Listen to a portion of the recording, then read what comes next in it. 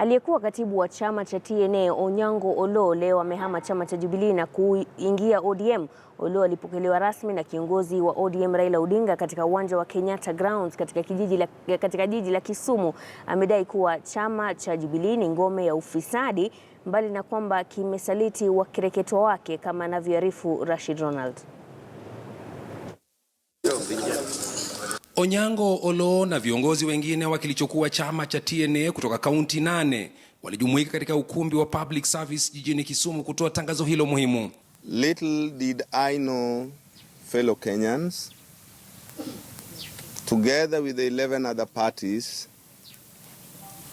that we were being led into a very vile and vicious political conmanship. Raila Amolo Odinga ni mwana Kenya. Na kama ni mwana Kenya, anaweza kuwa kiongozi.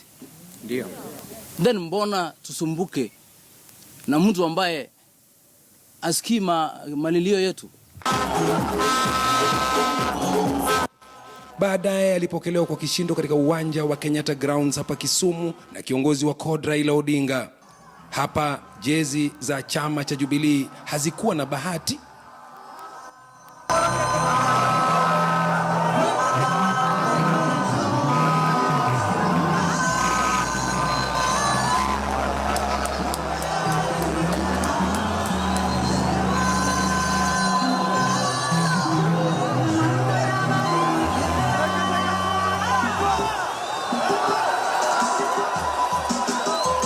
Huku wakimkaribisha katika ODM, Raila alimtaja Onyango Oloo kama mwana mpotevu aliyeamua kurudi nyumbani na sharti yapokelewe kwa mikono miwili.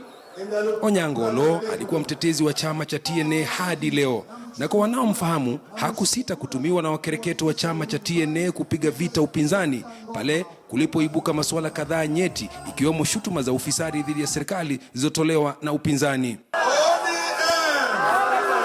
Kama sisi ndio wengi, sivyo? Na wengi wetu itakuwa kama tutajitokeza na kushika kura, sawa? Hata hivyo, wadadisi wa masuala ya kisiasa wanahisi kuwa Onyango ameondoka chamani humo baada ya kutelekezwa na nafasi yake kutoliwa na aliyekuwa waziri Raphael Tuju. Aidha, hakuwa na chake, hasa inapozingatiwa kuwa anataka kuwania kiti cha ubunge cha Kisumu Central katika uchaguzi ujao. Alifahamu fika kuwa ili ashinde kiti hicho, basi ni sharti ahame Jubilee na kuingia ODM. Rashid Ronald, KTN News, katika kaunti ya Kisumu.